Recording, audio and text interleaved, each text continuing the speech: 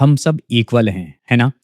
مسجد میں ایک ہی لائن میں کھڑے ہوتے ہیں، ایک ہی تھالی میں کھانا کھاتے ہیں اور بڑے فخر سے کہتے ہیں اسلام میں کوئی بھی اونچا نیچا نہیں ہے۔ لیکن اصلی رنگ تب نکلتا ہے جب گھر میں شادی کا رشتہ آتا ہے۔ اس وقت ہمارا اسلام کہیں پیچھے رہ جاتا ہے اور ہماری ذات پات سب سے اوپر آ جاتی ہے۔ آج بات کریں گے اس برہمن مائنڈ سیٹ کی جو ہماری رگوں میں زہر بن کر دوڑ رہا ہے۔ آج کا سچنا بہت کڑوا ہونے والا ہے، اسی لیے پہلے سے تھوڑا سا تیار رہیے گا اور ان باتوں کو تھوڑا سا سمجھنے کی کوشش کیجیے گا۔ دیکھیے، سب سے پہلی چیز کیا ہے؟ سب سے پہلی چیز آپ کو یہ یاد رکھنا ہے کہ آپ صلی اللہ تعالی علیہ وسلم نے عرفات میں کیا کہا تھا؟ کسی عرب کو کسی اعجمی پر اور کسی گورے کو کسی کالے پر کوئی فضیلت مطلب کہ سپیریئرٹی نہیں ہے سوائے تقوا کے۔ ٹھیک ہے؟ 1400 سال پہلے عرفات کے میدان میں ہمارے نبی صلی اللہ علیہ وسلم نے ایک ایسی بات کہی تھی جو پوری دنیا کے لیے ہیومن رائٹس ڈکلیریشن تھی۔ انہوں نے تو سسٹم ہی ختم کر دیا تھا۔ کوئی فضیلت نہیں ہے، عرب ہو یا عجمی، گورے ہو یا کالے، صرف تقوی کی بنیاد پر ہی انسان کی قدر ہونی چاہیے۔ یہ سمپل سا ایک پورا کا پورا کلیئر وہاں پر بتا دیا گیا۔ لیکن ہم نے کیا کیا؟ ہم نے سید، شیخ، پٹھان، انصاری، قریشی ان سب کو کاسٹ سسٹم بنا دیا۔ ایک نیک اور ایجوکیٹڈ لڑکے کو صرف اس کی ذات کی وجہ سے ٹھکرا دیا جاتا ہے۔ میں پوچھتا ہوں، کہاں گیا وہ عرفات کا وعدہ؟ کہاں گیا وہ اسلام جہاں پر تقوی دیکھنے کی بات کہی گئی تھی؟ اور ہم آج شادی بیاہ میں سوائے ذات پات کے اور کچھ بھی نہیں دیکھتے۔ شادی کے وقت ہم سب نا بہت بڑے برہمن بن جاتے ہیں۔ مطلب ہمیں خاندان چاہیے، ہمیں بلڈ لائن چاہیے، ہمیں نسل چاہیے۔ کیا لڑکا نمازی ہے؟ کیا اس کی کمائی حلال ہے؟ کیا اس کا کردار اچھا ہے؟ اس کی کوئی فکر نہیں ہے۔ کیا لڑکا ہماری برادری کا ہے؟ کیا اس کا سرنیم صحیح ہے؟ کیا اس کا خاندان ہمارا برابر کا ہے؟ یہ ہوئی فخر کی بات، اور یہی چیزیں تو ڈھونڈنی چاہیے۔ ایکچولی میں یہ برادری واد نے نا ہمارے سماج کو ٹکڑوں میں بانٹ دیا۔ ہم ان لوگوں کو نیچا دے کہنا شروع کر دیے جو محنت کر کے کماتے ہیں، جو ایمانداری سے کماتے ہیں، جو پرہیزگار ہیں، جو تقوی والے ہیں۔ ہماری نظر میں آج ان کی کوئی ویلیو نہیں رہی، اور ہم نے ایکچولی میں اس چیز کو بڑھاوا دیا جس چیز کے اسلام خلاف ہے۔ پیشے اور ذات کو ہم لوگوں نے نا بہت حد تک مکس کر دیا ہے۔ اب دیکھیے، ایک کسائی، ایک جلاحہ، ایک حجام، یہ سب نا پروفیشن ہے، یہ ذات نہیں ہے، لیکن ہم نے انہیں لوور کلاس بنا دیا۔ کیا یہ وہی اسلام ہے جس میں ایک حبشی غلام مطلب کہ حضرت بلال رضی اللہ عنہ کعبہ کی چھت پر کھڑے ہو کر اذان دیتے تھے؟ ایک سابق غلام کو اسلام نے وہ مقام دیا جو اونچی ذات والوں کو بھی نہیں ملا۔ تو ہم آج بھی پیشے کو ذات سمجھتے ہیں، محنت کرنے والے کو نیچا کہتے ہیں، اور پھر کہتے ہیں ہم مسلم ہیں، ہم بہت ہی بہترین مسلم ہیں۔ اگر اسلام نے 1400 سال پہلے یہ فرق مٹا دیا تھا تو ہم نے دوبارہ کیوں بنایا؟ کون ذمہ دار ہے اس زہر کو زندہ رکھنے کا؟ اور اس کی وجہ سے کیا ایفیکٹ ہو رہا ہے مسلم کمیونٹی پر؟ اس کا سچ جاننا چاہیں گے؟ بہت ہی کڑوا سچ ہے۔ انجام اتنا خطرناک ہے جو ہم لوگ نہیں دیکھ پا رہے ہیں ابھی۔ ہزاروں لڑکیاں گھروں میں بیٹھی ہیں، کیوں؟ کیونکہ اپنی برادری میں لڑکا نہیں مل رہا۔ عمر گزر رہی ہے لیکن ذات کا فلٹر نہیں ہٹا، اور ہزاروں لڑکے غلط راستوں پر چل پڑے۔ کیوں؟ کیونکہ انہیں ان کی ذات کی کوئی لڑکی نہیں ملی، اور اس ذات پات کی وجہ سے ان کو جو ریجیکشن دیا جا رہا ہے اس کی وجہ سے ان کی کہیں شادی نہیں ہو رہی۔ نیک ہونے کے باوجود ان کے ناقابل مطلب ایک مائنڈ سیٹ بنا دیا گیا کہ بھئی یہ ہمارے لیے قابل نہیں ہے کیونکہ یہ ہماری ذات کے نہیں ہے۔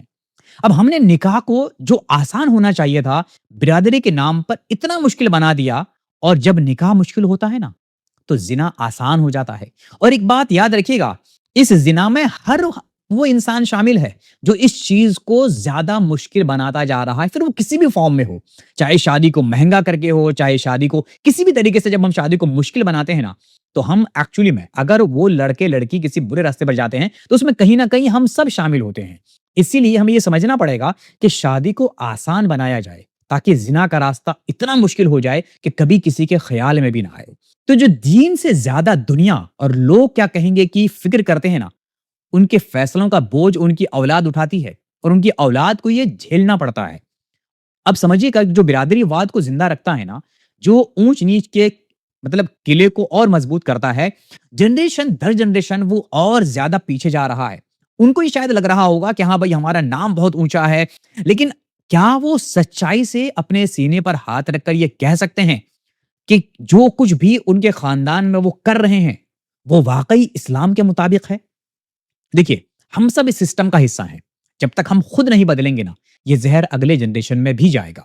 اور ہم یہ کتنا بھی کہہ لیں کہ بھی ہم سچے مسلم ہیں، پکے مسلم ہیں، لیکن ہماری جب تک عادتیں اسلام کے مطابق نہیں بدلیں گی، ہم کتنا بھی کہتے رہیں، حقیقت میں ہم سب جانتے ہیں کہ ہم کتنے سچے اور کتنے اچھے مسلم ہیں۔ اب یہاں پر نا ایک سوال اٹھتا ہے، کچھ لوگ کہیں گے کہ نہیں بھائی، یہ تو صرف کفو کمپیٹیبلٹی کے لیے ہے نا، تاکہ کمپیٹیبلٹی ملے، سب کچھ صحیح ملے۔ تو یہاں پر نا ایک بات میں کہنا چاہوں گا کہ بھائی دیکھیے، اس معاملے میں نا تھوڑا سا کہیں نہ کہیں ہم جھوٹ مکس کرتے ہیں۔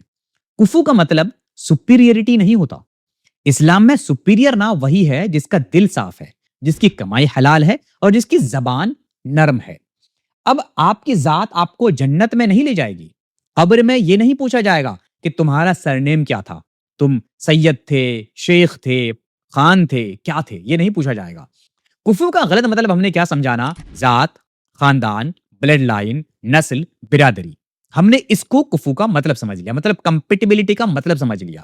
جبکہ کمپیٹیبلٹی کا صحیح مطلب کیا ہے؟ دین، کردار، حلال کمائی، نرم زبان، صاف دل۔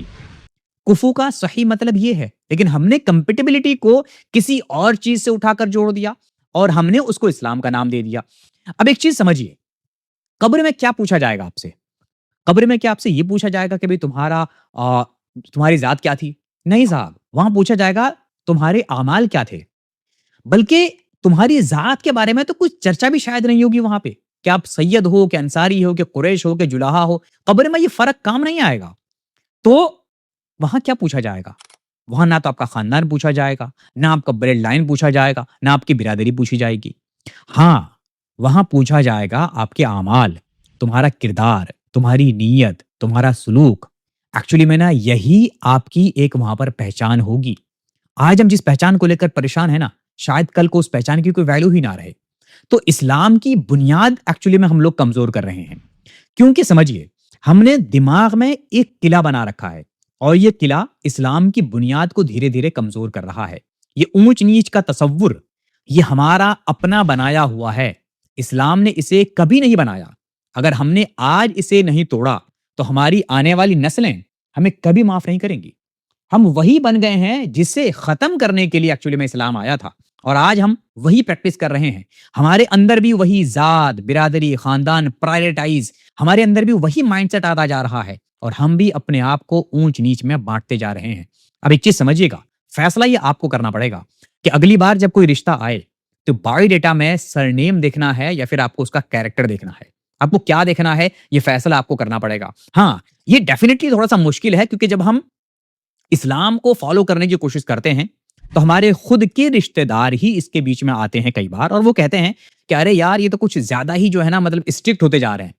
تو ہم اسٹرکٹ نہیں ہو رہے ہیں، کیونکہ اسلام کبھی بھی اسٹرکٹ نہیں تھا، اور نہ آج اسلام اسٹرکٹ ہے۔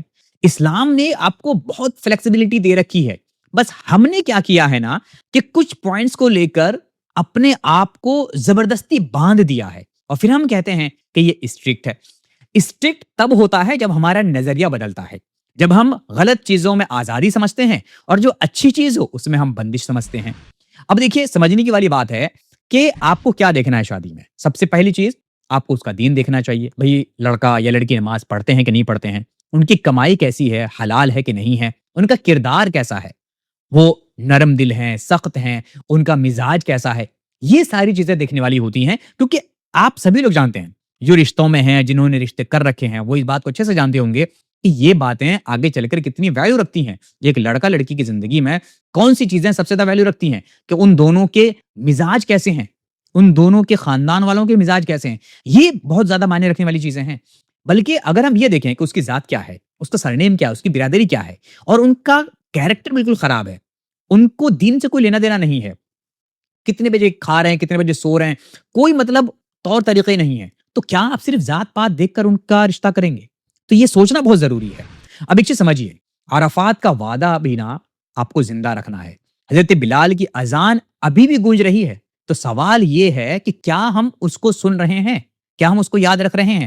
اب دیکھیے، فیصلہ آپ کو کرنا پڑے گا کہ آپ کو خاندان بچانا ہے یا پھر آپ کو اسلام بچانا ہے۔ آپ کو کرنا کیا ہے یہ آپ کو سوچنا پڑے گا۔